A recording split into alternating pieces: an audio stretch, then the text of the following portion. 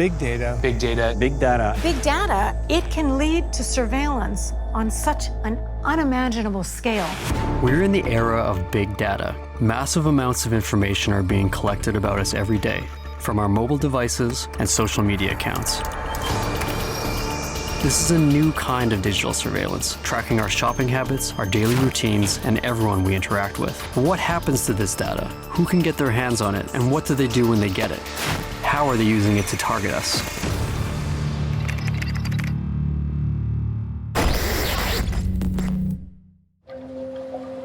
We generate more than 2.5 billion gigabytes of data about ourselves every day, from text and videos to sensors and trackers on smart devices. This information is stored online, and it's up for grabs if you know where to look. One of the companies making use of this information is Neighborly, an online tenant screening service. Neighborly uses your credit and rental data to determine if you pose a risk to landlords, and increasingly, they're using your social media information in their research.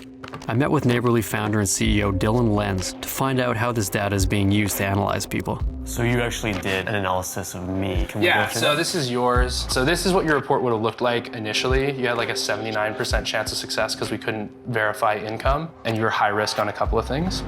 Well, we look at like 500 different data points. We do a phone record search. We do email, identity verification. We look at social media information. What role does social media play in your screening process? We use it to determine misrepresentation. Does this person have a co-applicant that they didn't declare? Do they have a dog they didn't declare on the application? Do they actually work at their job? There's a company in the UK that uses social media data where they just analyze all of the words used in your posts. And these words are like words like broke or poor. And like those are literally what they say are words that they use. If people use the word broke a lot or word poor a lot, then they're probably not gonna pay their rent. The fact that people think that that's actually true, I mean, maybe it is true, but there's no world where this company that's been around for 6 months or 8 months has looked at 2 million data points to actually determine if that's in any way relevant. While our company is trying to be incredibly ethical, not every company is. When we were approached by these data brokers, they were offering us access to data that basically had people's emails, names, addresses, and the results of every online form they'd ever filled out. And less ethical people might actually start using that data to make decisions or to classify you.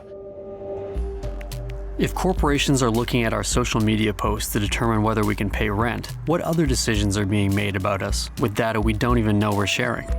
Every time we log on, we're giving out information that could be used against us in the future. There is a further way this data about us can be exploited. I met with Michel Junot-Ketsuya, a former senior intelligence officer with CSIS. He has first-hand experience mining people's data. Trained in the art of manipulation, he sees huge potential for abuse of our online data by more than just intelligence agencies. Big data is available not only to the private sector, but it's available to anybody who knows where to look and what to look for. If you're going to look into my data, for instance, what's Already done. what sort of thing might I be surprised to hear that you'd learn about me? There's information about your health profile. There's information about your academic profile. There's information maybe about your spending profile. There's information out there on maybe even your political orientations. There are definitely tons of information about your friends. People would be very, very surprised how much I can actually, for example, describe your personality, you know? Who you are, what you think, what will make you angry or make you sort of react a certain way. And that can be manipulated, ultimately. So this data, it's not only used to, for criminals to steal someone's identity and gain access to their bank account or something, but it can also be used to create a psychological profile that will allow some pretty profound social engineering. In the hand of somebody who knows how to interrogate, for example, or psychologically manipulate a person, which often we do during an interrogation, I can lead you to do or to think certain ways. And that can be extremely powerful. This kind of manipulation is already happening. Advertisers use your data profile to sell you products, political campaigns use it to sway your vote, and now law enforcement is getting in on the game. Throughout the United States, private companies are offering big data analysis to local police. This is predictive policing. automated systems that tell police what parts of the city are most likely to see spikes in crime on an hour-by-hour basis.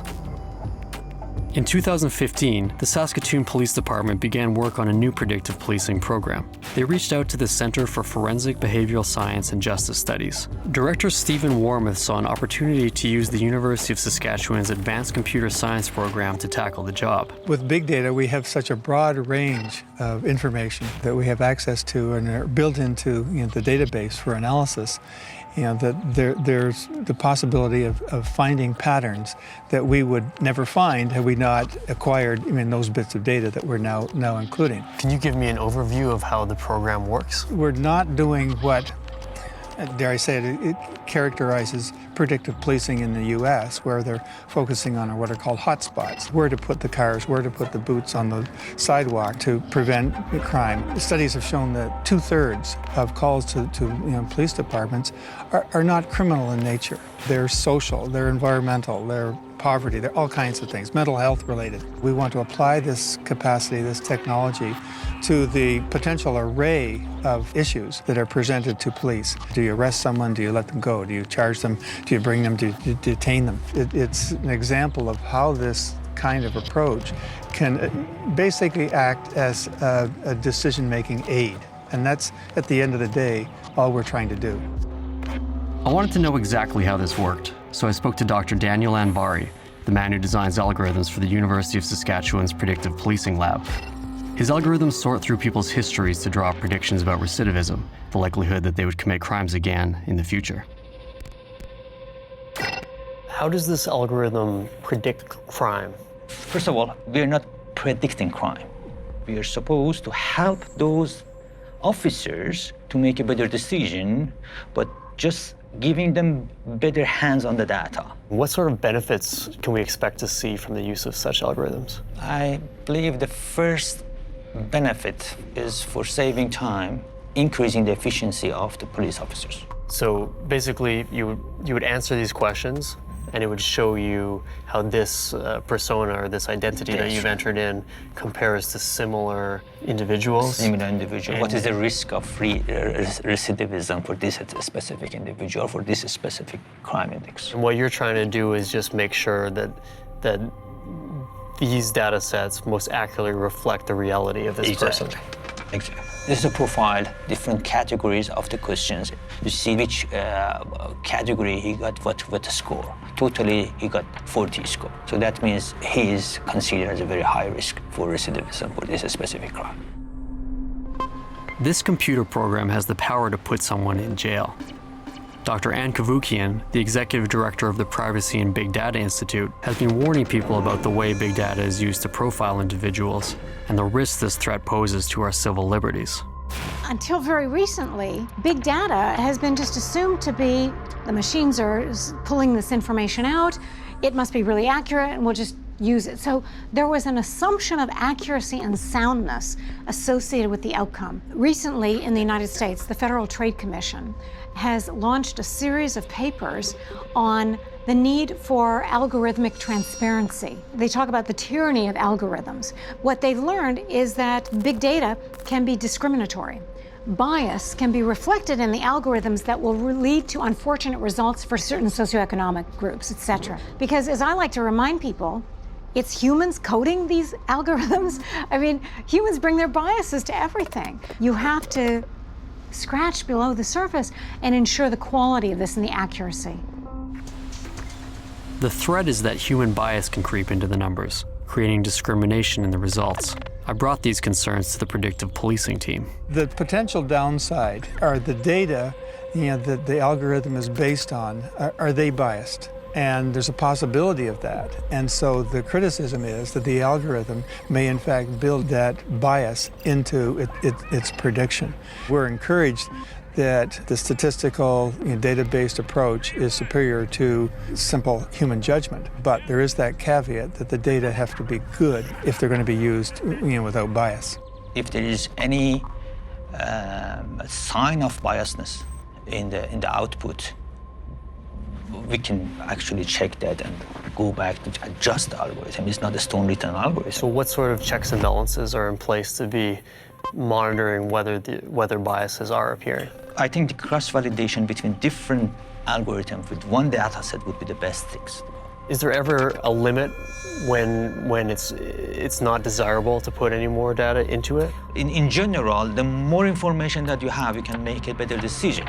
That's a solid fact, actually. So I don't think data is harmful. The way of we present it or analyze the data might be bad, or might be wrong, or might be risky, but data by itself, information by itself, is always helpful. Our personal data is valuable, and everyone wants to get their hands on it, from law enforcement to government to corporations. But there's very little information about how this data is being used to profile and exploit us. What rights do we lose as individuals in the wake of these technologies? I'm going to take a look at the ways people are exposing these invasive tools and finding ways to regain control of their personal data.